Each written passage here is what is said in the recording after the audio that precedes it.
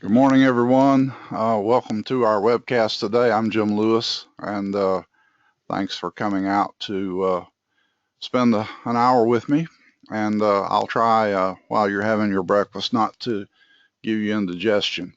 You'll notice I changed the title of the program slightly. Originally, it was simply Lessons from Sports for Executives, and as I started developing the program, I got some ideas that I wanted to share with you that I originally got from Alan Mulally, who, as you recall, was the CEO of Ford Motor Company and also CEO at Boeing Commercial Airplanes. And so we'll be talking a little bit about some lessons from him. The first thing we want to do is think about what the executive's job is and what this program is about.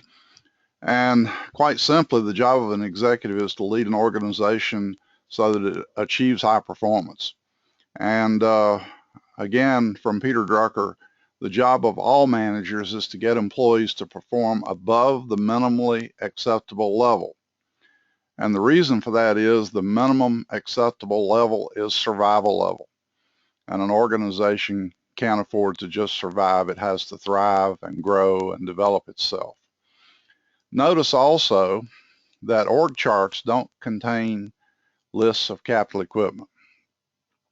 They contain lists of people. And even though most executives will tell you that their most valuable resource is their people, it turns out that when you watch the decisions and the actions that they take, they aren't always consistent with that espoused value. Now, the same thing's true of us. We talk about having values of family and things of that nature, but then we spend all of our time working and don't have much time left to spend with our children, for example.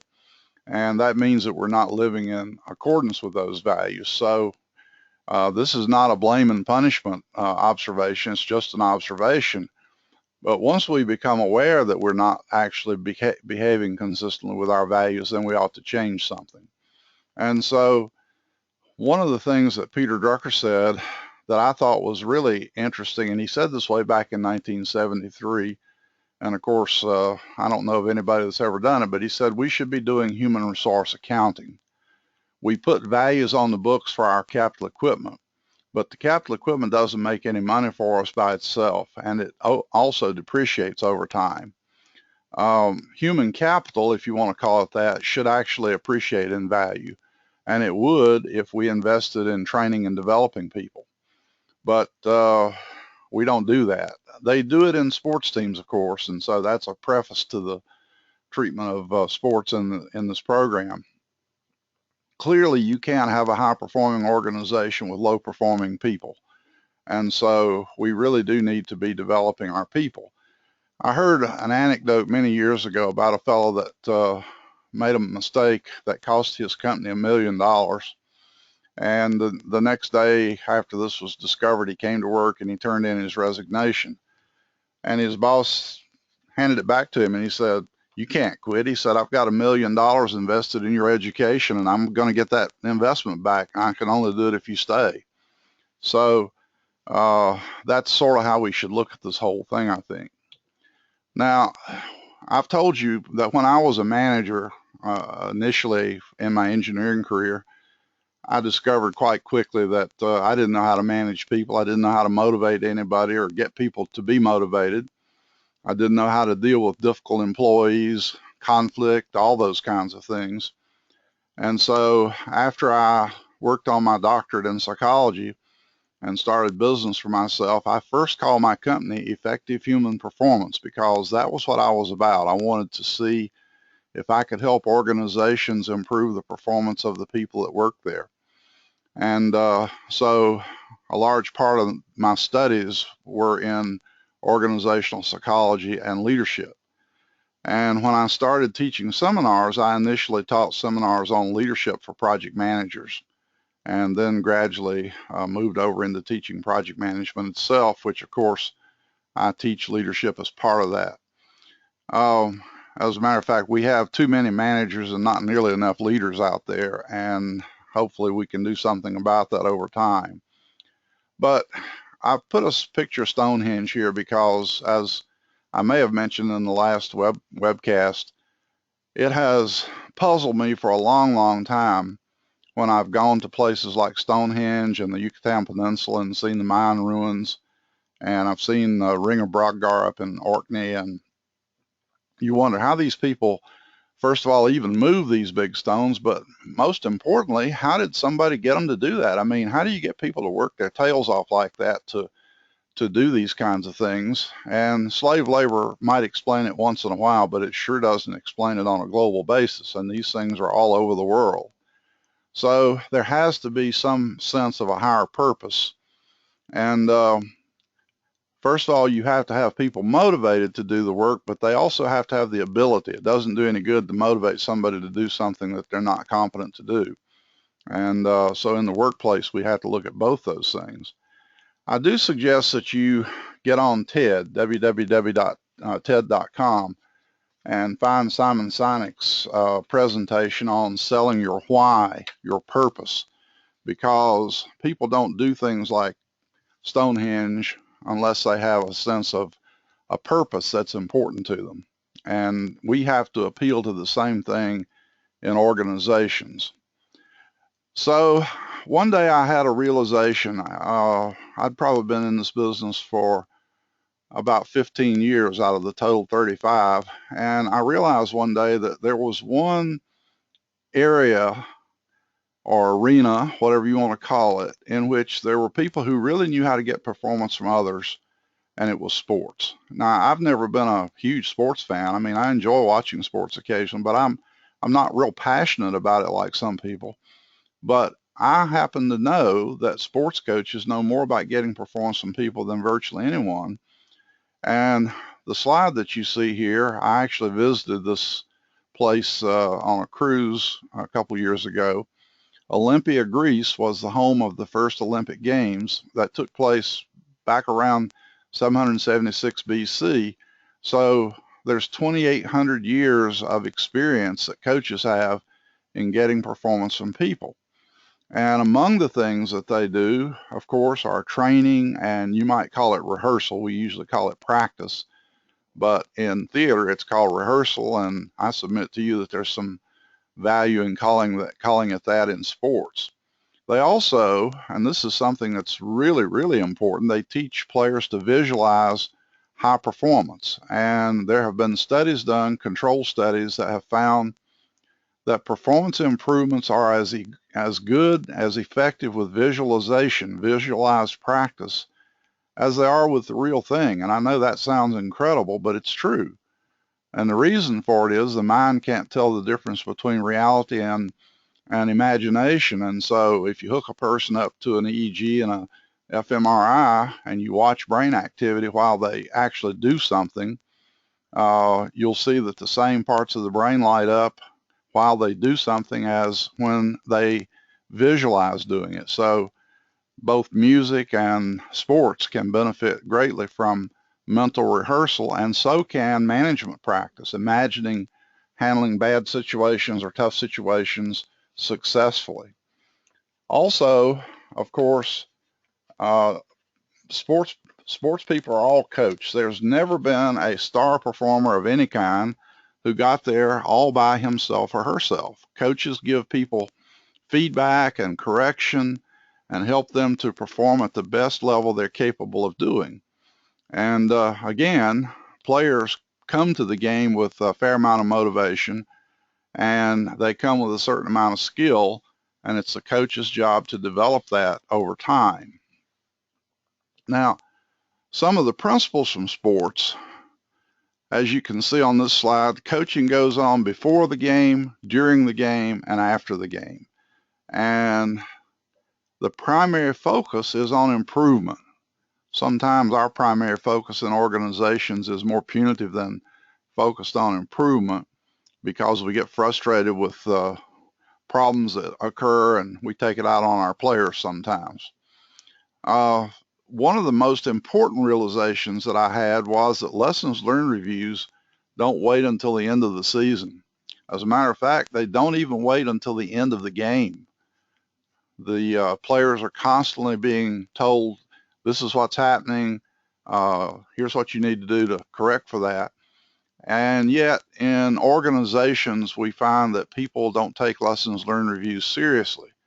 Um, if you wait until the end of a project or you wait until the end of a job to do lessons learned reviews, you can't make course corrections as you go. And of course, you can't achieve the highest results that are possible. So we really need to learn to do this and do it correctly. One of the principles that this isn't just from sports, this is basically a principle of human beings. No learning takes place without feedback. And this is one of the roles of a coach, is to give you feedback in an unbiased way, give you feedback that will help you correct your performance. Now, we sometimes call that constructive feedback or constructive criticism. And I'm here to tell you, I've had a lot of feedback over the years, because every time I do a program, I get evaluated by the people in the class. And every once in a while I get zinged by somebody. And I don't care if it is constructive feedback. It generally, if it doesn't at least hurt, it'll make you angry sometimes. And I confess to getting angry occasionally when somebody zings me, but then I stop and I think about it and I ask myself, is it valid? And if it is valid, okay, what am I going to do about it? And then I try to correct my own performance. We can do this for ourselves a little bit by doing reflection. After you do something, stop and ask yourself, what can you learn from it? As a matter of fact, common expression is there are no mistakes, only learning or feedback. And that's only true if we take time to process what happened and actually try to learn from it. We do not learn from our mistakes all the time, because you see people and organizations do the same stupid things over and over and over again until maybe one day they kind of hit a tree and wake up. There's a basic premise that people don't change without being unfrozen, which means making them realize that they actually need to change. And as long as we're getting outcomes that are okay, or not, at least not being hurt too badly, we tend to just keep doing what we've done. Now, there's another bullet on this, the notes for this slide, that is extremely, extremely important for organizations. And it is that in sports, they play to the strengths of a player and try to minimize whatever weaknesses they have. And we don't tend to do that in the workplace. We tend to try to make people good at everything. And there was an old saying when I was growing up that doing that makes you a jack of all trades and a master of none. And I would rather have some masters of stuff than a bunch of people that are just mediocre at everything. So it starts with recruiting, and this is also something that we don't do very well in organizations as a rule. We do it fairly well at the executive level, but we don't necessarily do it very well down in the trenches, so to speak. Coaches recruit players for specific skills to play specific positions. And they don't take a person that's a really good quarterback and say, well, you're real good at the quarterback stuff, but we want to have you well-rounded, and so we're going to have you play tight end and center and tackle and all those other kinds of positions. And the strengths finder that some of you may have seen argues the very same point, and so did Peter Drucker. There is a lot more benefit to working on perfecting what you're good at than trying to correct for the weaknesses you have. You can always find someone else that can do the things that you're not very good at. As an example, I hate doing detail work, and so thank goodness I have a CPA that does all my accounting and books and taxes and all that, because I absolutely can't stand doing it. I can do it, but I'm not good at it because I don't want to be, and I'd rather pay someone else to do that and free me up to do the things that I am good at. So in terms of organizations now, at lower levels in the organization, certainly we tend to hire people with little concern for the job they're going to be doing, and then we wonder why they don't perform. It turns out that you can't motivate anyone. What you have to do is put them in situations that are already motivating to them. And the example I use is There are people out there that like to climb sheer rock cliffs. I'm not one of them. I have vertigo pretty badly, and not to mention I couldn't get up a rock wall if I had to. But if you came along and said to me, like we do in most organizations, Jim, uh, we want to go climb a cliff this weekend. You want to go with us? And I say, heck no.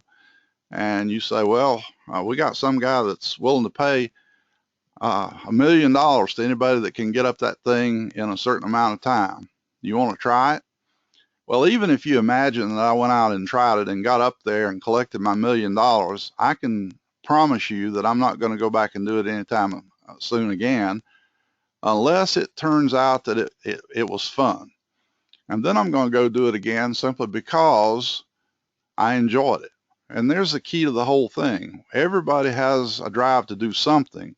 And if we can discover what they like to do and put them in a job that contains that pattern, then motivation is taken care of. So we need to hire people with more concern about what their skills are and which jobs we have that match that skill. So that's a big lesson from sports and a big lesson from uh, life in general, I think. Now, the other thing we do, which creates this master of nothing routine, is we give people a performance appraisal, and it always sounds, or at least in my experience, it typically sounds something like this. Jim, you're doing great at X, and then you know the word that comes next is that big word, but you need to improve on Y. And Y is usually, and certainly often, outside the individual skill set. So when I was an engineer, I must confess that my thing is design. My thing is creative thinking. And when it came time to check bills of material and drawings and make sure there weren't any errors in them, I found that to be pure drudgery. I had to do it because it was part of the job, and I did it well. And when I write a book, I have to proofread the copy and try to make sure that there aren't any errors in it and so on. And I can do it, but I really, really don't like it. And if I had to spend too much time doing it, I would be just bored to death. And as a matter of fact, it was part of the reason why I decided to change careers eventually, because I couldn't just do the creative part. Now, again, as it says on this slide, much more is gained by concentrating on what you're good at than what you're not good at. Okay? Uh, One comment I want to make about performance appraisals that I hope some of you people who are executives will do something about. One of the worst ways to appraise performance is to talk about does the person meet expectations, exceed expectations, etc. The question is, whose expectations? And are the expectations clear? This can work reasonably well if you work for only one person and that person does spell out expectations. But when you work in project teams, as many people do that I work with, you work for a number of different project leaders, and the very same individual might work for one project leader who has very high expectations for performance and can't even meet those expectations, and work for another project manager who has lower expectations and the individual can easily meet those. That's confusing as heck to the person. So what we need to do to appraise performance is we have to have behaviorally anchored rating scales in which you show or describe what performance or behavior the person exhibits to get a certain rating. And that way they've got clearer definitions of what the expectations are, and they then can work hard to try to meet those expectations. Now, that's not everything. What I've just said isn't everything about sports, but it gives you some food for thought, hopefully. So then the second epiphany came for me when I watched a PBS program called 21st Century Jet. And it was about the development of the 777 airplane. And back then I was traveling very, very heavily, and my wife saw the program on TV, and she said, "Hey, did you see that? I thought you might be interested in it." And I don't watch TV when I'm on the road, and I was on the road a lot. So I said, "No, I didn't see it." And then when I was home, of course, they didn't show it. So finally one day I saw it in a catalog and bought the video. And I sat down and I watched the first 2 hours of it. There were five hours altogether, and came home the next day and watched the remaining 3 hours. I mean, I was hooked. This is one of the most impressive product development programs that I had ever seen. And for example, they showed things like the braking test, where you reach full takeoff speed and then abort the takeoff by slamming on the brakes and burning up all the tires. And they showed the wing stress test, where they hold the body of the plane in place and they push the wings up until they snap. And it was just a beautiful development program and a huge project or program, if you will. And I got so excited about it that at that point in time, Alan Mulally was the CEO of Boeing Commercial Airplanes, and he had been the chief engineer on the 777 when it started. And I wrote him an email. I wrote him a letter, and I said, I don't do project management anymore, so would it be possible for me to come out and interview some of your people and have you teach me more about how you run projects today? And he wrote back a handwritten note, said, Jim, I don't know if it'll be possible or not, but stay in touch. And it was kind of strange. I hadn't been to Seattle in quite a long time, and within about 3 weeks after getting that letter, I booked a job with a client out there, and I called Mulally's secretary and I said, I'm going to be out there. Is it possible to come by and see him? And I got back a positive response. So I did. I went by and saw him, and we spent about a half an hour together talking. And he said, okay, I'm going to share with you the principles that I use to manage projects and the organization. And he gave me a list of these 12 principles, and the umbrella title for the whole thing was working together. And I think I've got this on another slide, but while I'm thinking about it, I'll say he had gotten those principles from Lou Veraldi at Ford. Lou was the program manager on the Taurus development program, and he did something that was different than usual. Usually engineers develop products, throw the drawings over the wall to the manufacturing people. They look at them and they say, we can't build that thing.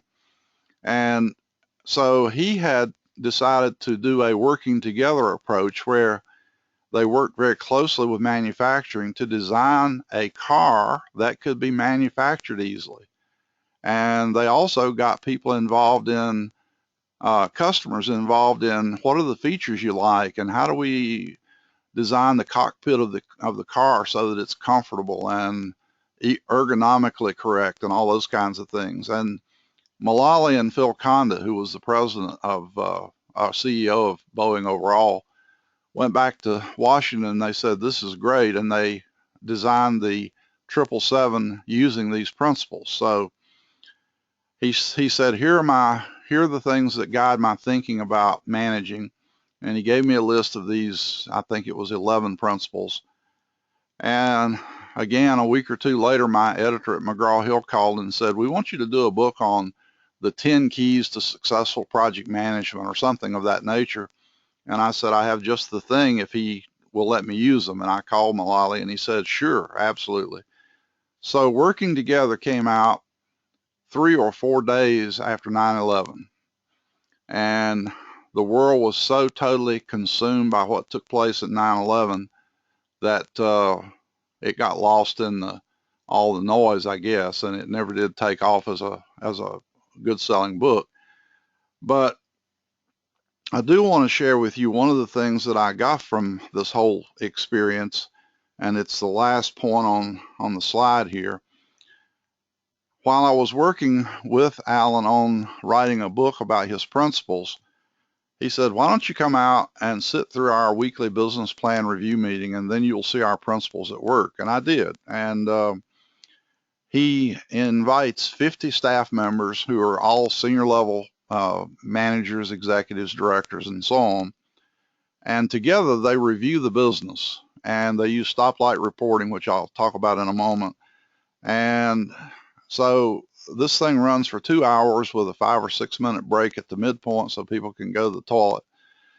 And it runs like clockwork. And each staff member can invite one guest. So I was Mulally's guest, and there were 30 or 40 other guests. And at the end of the meeting, Alan called on the guests to comment about the meeting, and one young engineer got up and he said, you know, I'm really impressed. He said, I feel really good about the company. And it brought home to me something that I got from John Cleese. John Cleese said, the essence of management is in how we run a meeting. If you can't run a meeting, how can you run an organization?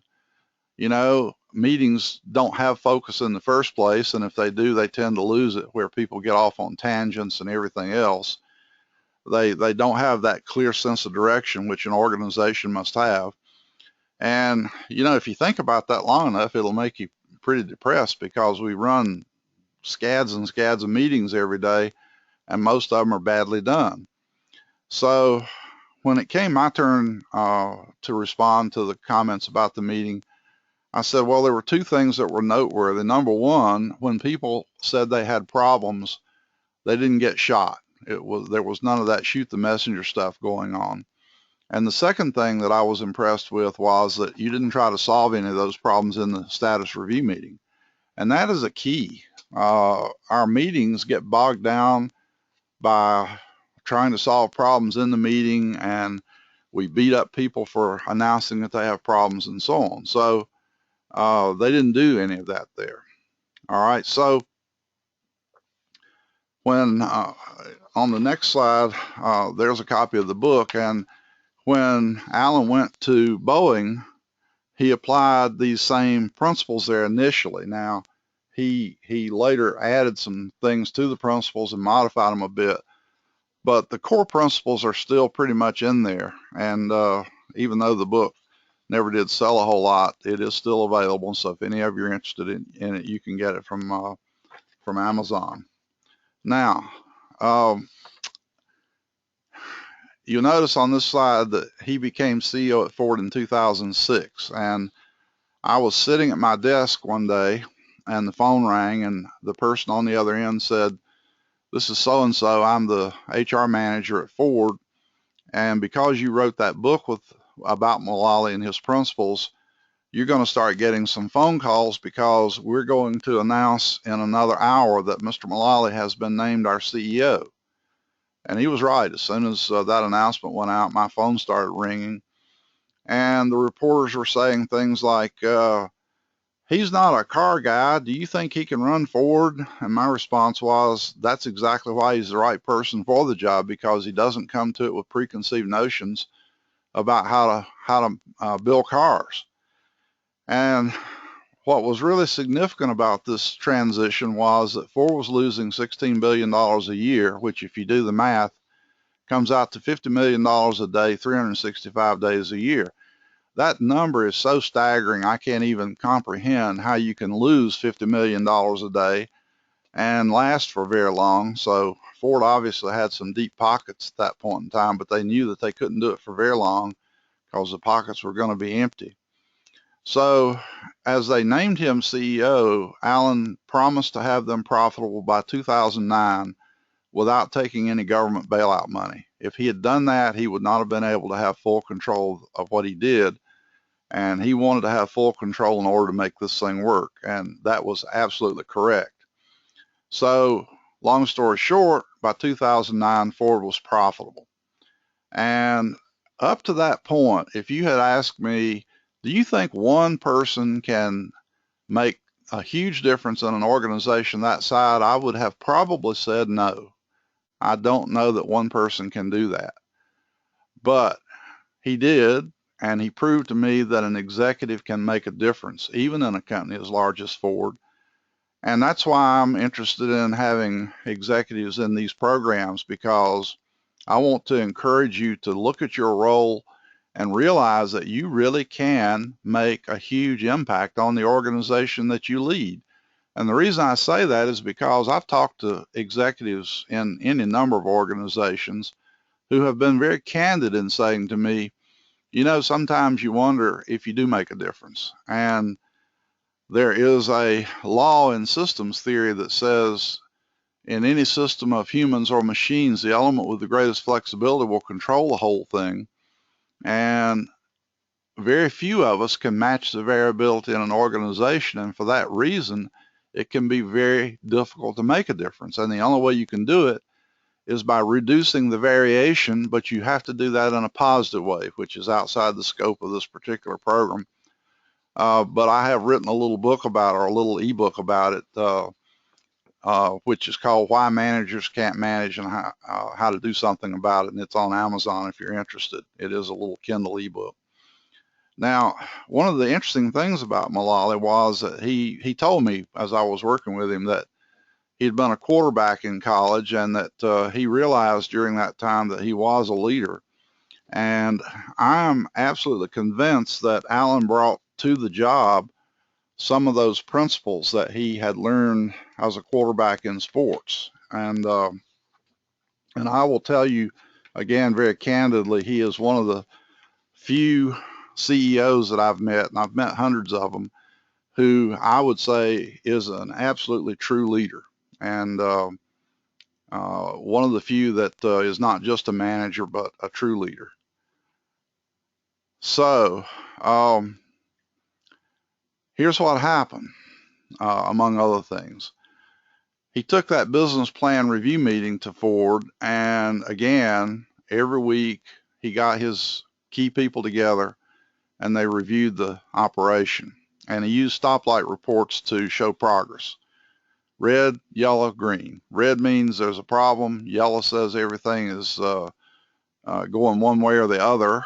And if it's going from red to green, it's getting better. If it's going green to red, it's getting worse. And so green, of course, says everything is going well.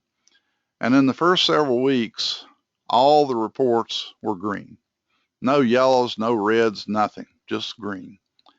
And at the end of 3 weeks, Alan got up and he said, folks, we're losing $16 billion. Are you sure there aren't any problems? And the next week, there was one stoplight report that was red.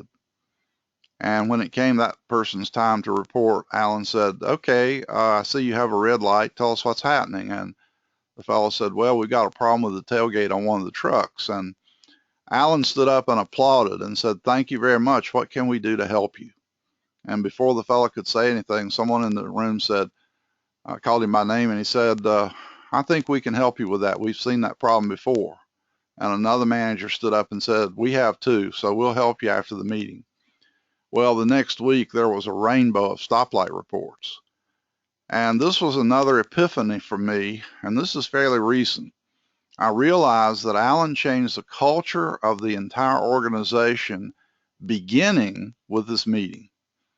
And I also know that one of the things that he expected of all his direct reports was that they use the same process with their own groups and that they pass down his principles for how you operate. And over time, this changed the entire culture of Ford.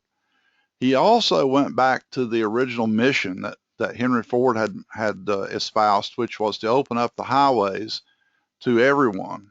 And Ford had the vision that he wanted the automobile to make it possible for people to travel wherever they wanted to and have freedom and the ability to move around and so on.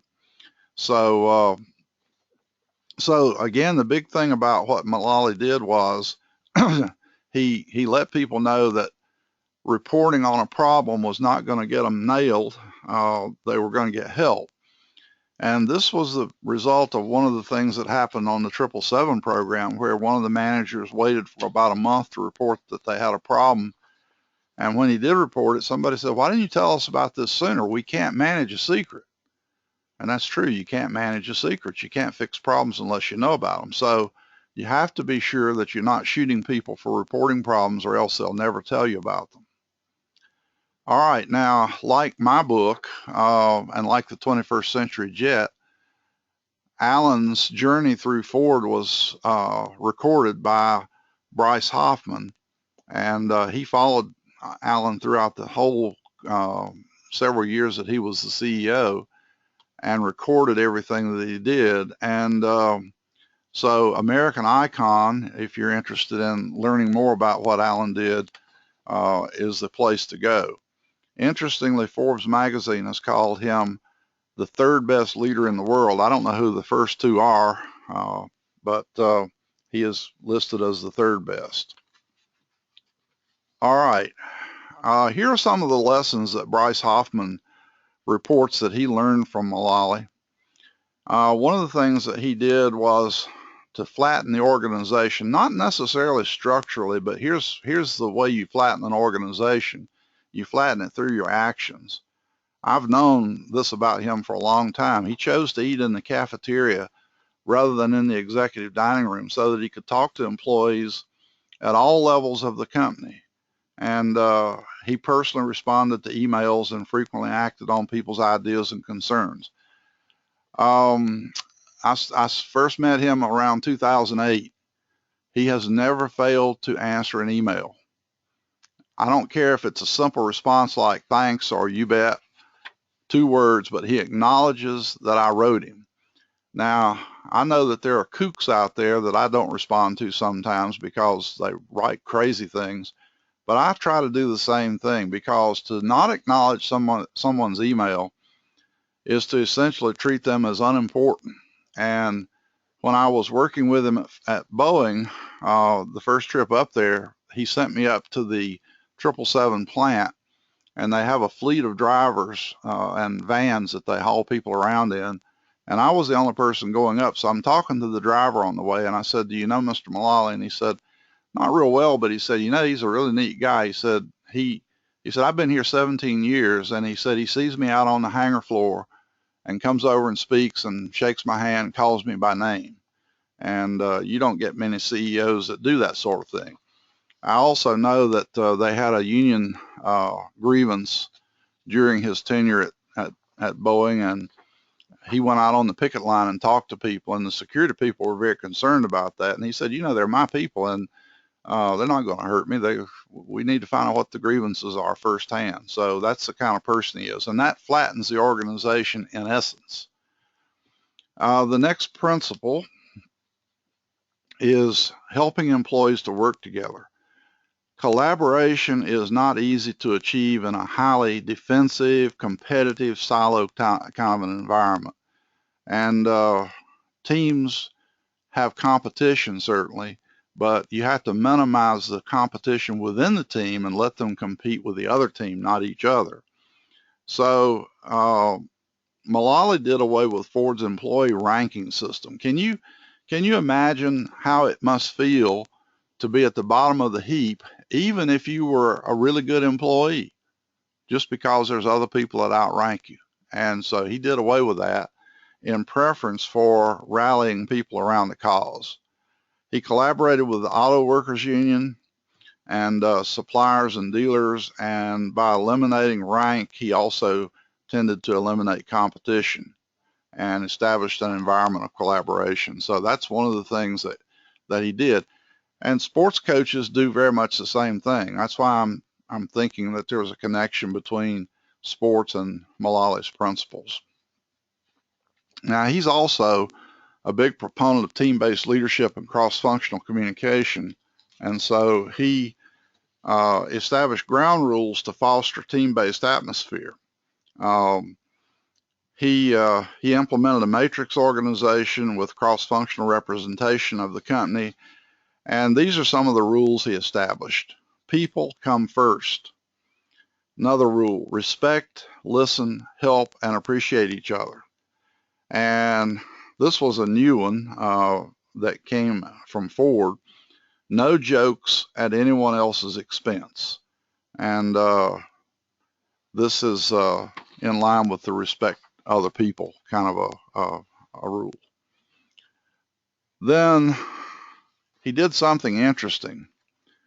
Rather than just trying to eliminate the fat in every division, every operation in Ford, he got rid of some of the businesses that Ford had acquired over time. And interestingly, he sold off profitable ones in order to consolidate and focus on what Ford does best. Peter Drucker and Tom Peters and a number of people have said a company has to stick to its knitting, stick to what it's good at. And we can't be good at everything, and so we shouldn't be venturing into areas that we're not good at, because we spread ourselves too thin and we lose leverage from our resources. So he got rid of things that were not part of the core competence and focused strictly on it, and in the long run that paid off. Finally, the fifth principle, talk and listen frequently. I can tell you that Alan is a big fan of leveraging data and bringing in leadership to talk about this data on a weekly basis as part of his BPR. And the most important ideas can be gleaned by just listening to people. So I know he talked the least in those meetings, and he quotes Steve Covey in saying it's important to seek understanding before seeking to be understood. And a lot of us forget that communication is a two-way street. It's as much about listening as it is about talking, if not more. And so that's a lesson that, again, we can all learn from. So here are a couple of things that I want to suggest to you. If you focus on the executive team first, and that's on this slide, if you focus on the executive team first and try to create a high-performing executive team, you can then push that down through the organization. I can promise you that you can't start with the bottom and say, you guys be a good team, if you're not exhibiting the same thing to them. In other words, you have to walk the talk. And one of the things that you'll find about executive teams, most executives tend to be SJ temperaments, which is called the guardian temperament.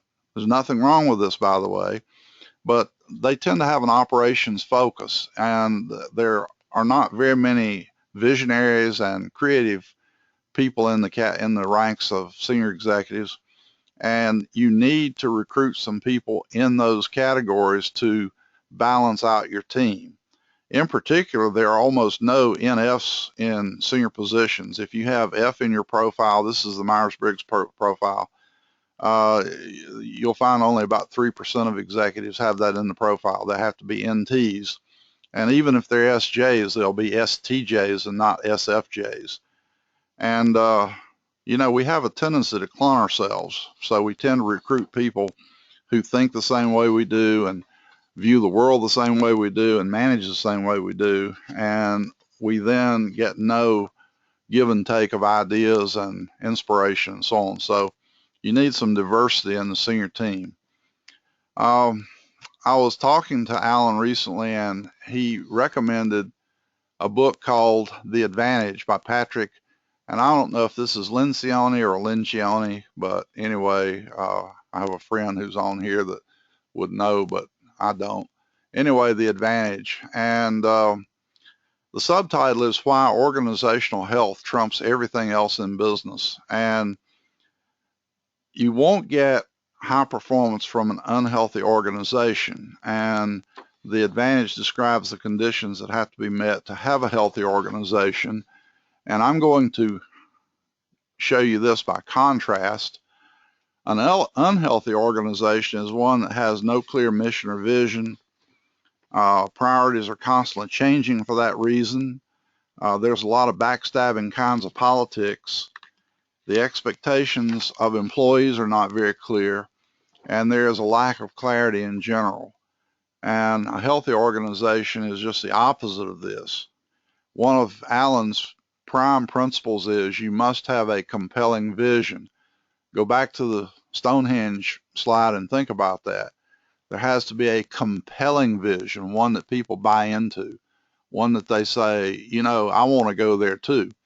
Martin Luther King, of course, gave his famous speech, I Have a Dream, and that dream was one that a lot of people believed in. And so it had a very strong impact on the people that heard it.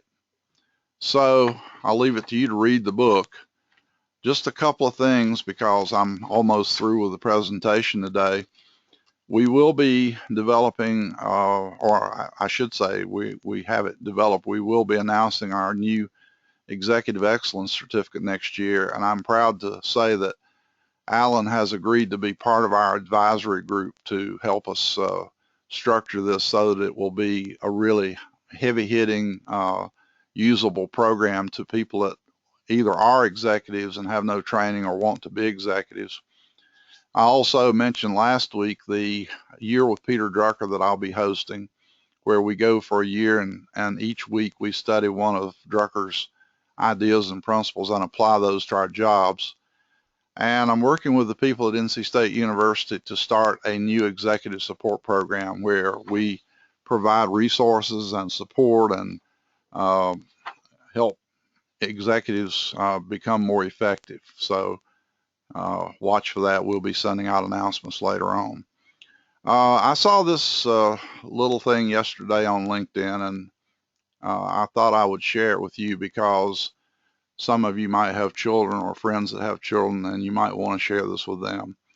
Give your give your child a password so that if some stranger walks up and says, "Mom says you should come with me," the kid says, "What's the password?" And if the person doesn't know it, the kid knows to get out of there. This could save a child's life, and so for what it's worth. So thank you very much for spending time with me this morning. Send your questions to me at the email address on the page. Watch for announcements about the other programs. If you have ideas for topics, send me an email and tell me about them. Please feel free to share the links to this program with other executives that you know. Send emails to people that you think might benefit from it. And let me know if you're getting value from it, and if there's something I can do that would make it even more valuable. I'd appreciate knowing about that. Good luck with the rest of your week. It's only 21 more days till New Year's, and I'll see you next week.